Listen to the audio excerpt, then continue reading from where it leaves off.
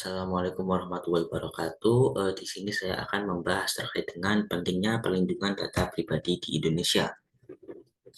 Sebelumnya, perkenalkan nama saya Muhammad Rifki Dredianta dengan NIM 45124210008. Sebelum masuk ke apa pentingnya perlindungan data pribadi di Indonesia, kita tentu harus mengetahui apa itu data pribadi. Nah, sebagaimana dalam pasal 1 angka 29 Peraturan Pemerintah tentang PSTE, data pribadi adalah setiap data tentang seseorang, baik yang teridentifikasi maupun dapat diidentifikasi secara tersendiri atau dikombinasi dengan informasi lainnya, baik secara langsung maupun tidak langsung melalui sistem elektronik atau non-elektronik. Contohnya adalah identitas pribadi, data kependudukan dan kewarganegaraan, data komunikasi, data perjalanan, data medis, dan data ekonomi. Nah, di era digital ini banyak kejahatan yang memanfaatkan data pribadi sehingga perlu dilindungi atau kita perlu melindungi.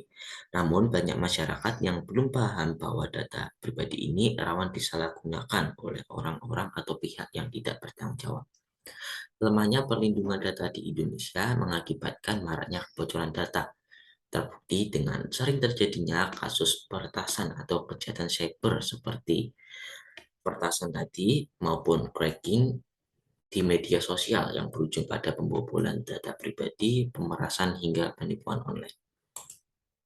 Nah, ini merupakan salah satu contoh berita di mana 279 juta data pribadi warga negara Indonesia bocor. Nah, kebocoran ini terjadi pada 12 Mei tahun 2021, di mana 279 juta data penduduk Indonesia yang diduga identik dengan data BPJS Kesehatan dijual di forum retsforums.com.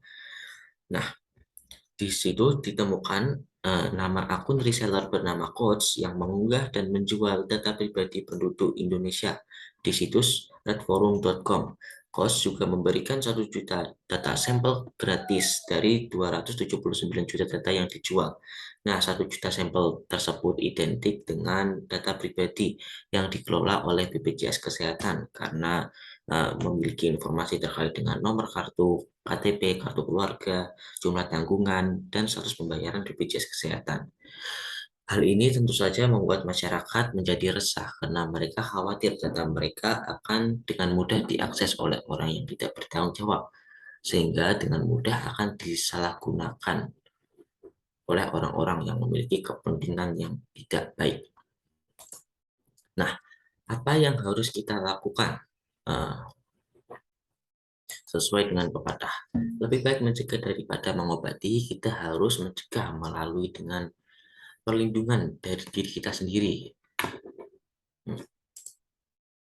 Nah, dalam perlindungan melalui diri sendiri ini diperlukan kesadaran pemilik data pribadi untuk menjaga kerahasiaan dan keamanan data pribadi miliknya. Ada banyak cara yang dapat dilakukan oleh pemilik data pribadi dalam melindungi data pribadi miliknya. Biasanya terdapat fitur keamanan yang disediakan oleh media sosial untuk mencegah pembobolan data pribadi yang disediakan untuk diakses dan diatur oleh pemilik data pribadi pada akun media sosial yang bersangkutan. Nah, di samping ini ada beberapa tips untuk mengantisipasi pencurian data. Ada 6 tips dimulai dari selalu update password secara berkala. Nah, kita harus menghindari password yang berisi informasi pribadi yang mudah ditebak atau mudah dilacak. Gunakan kombinasi huruf kapital dan angka. Kemudian gunakan beberapa alamat email. Kita seharusnya tidak menggabungkan email pribadi, kerjaan, dan email untuk jual beli. Nah, kemudian yang ketiga, nyalakan notifikasi login. Nah, di beberapa aplikasi, fitur ini disediakan agar ketika ada yang login menggunakan data kita, kita langsung dapat mendeteksi siapa yang login, sehingga dapat meningkatkan keamanan data pribadi kita. Yang keempat adalah aktifkan update otomatis aplikasi. Nah, umumnya pengembang aplikasi selalu memperbarui pengamanan di aplikasinya melalui verifikasi aplikasi terbaru. Yang kelima adalah menghindari jaringan publik.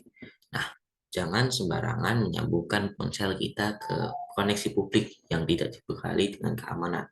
Dan yang terakhir adalah mengaktifkan autentifikasi dua langkah. Nah, untuk mengaktifkan verifikasi dua langkah, yang butuh adalah password dan PIN. Nah, contoh aktivasi dua langkah ini diterapkan oleh Gmail. Nah, perlindungan data pribadi pada Gmail ini sangat ditekankan pada aplikasi Gmail yang menyediakan verifikasi dua langkah melalui kode cadangan dan notifikasi pada email apabila ada pihak yang mengakses media sosial utama milik kita. Nah, setidaknya fitur keamanan ini dapat menjadi pilihan pengguna dalam upaya mencegah cracking pembajakan di dunia maya yang juga merupakan salah satu resiko terhadap keamanan data pribadi. Selain itu, budaya membaca dan double checking terhadap setiap informasi yang diterima juga penting dilakukan oleh pemilik data pribadi. Hal tersebut dapat mencegah terjadinya korban hoax atau penipuan. Cara berikutnya adalah kita saat menginstal suatu aplikasi, tentunya ada term and condition yang memuat informasi persetujuan akses informasi pada handphone pengguna seperti informasi nama dan nomor kontak, foto, email, dan sebagainya. Nah, sebaiknya kita tidak terburu-buru untuk menyetujuinya, melainkan harus membacanya dengan seksama. Nah, sehingga upaya perlindungan data pribadi ini juga sangat bergantung pada sikap, kebijaksanaan, dan kehati-hatian diri kita sendiri sebagai pengguna media sosial, termasuk aplikasi digital ketika berselancar di dunia internet.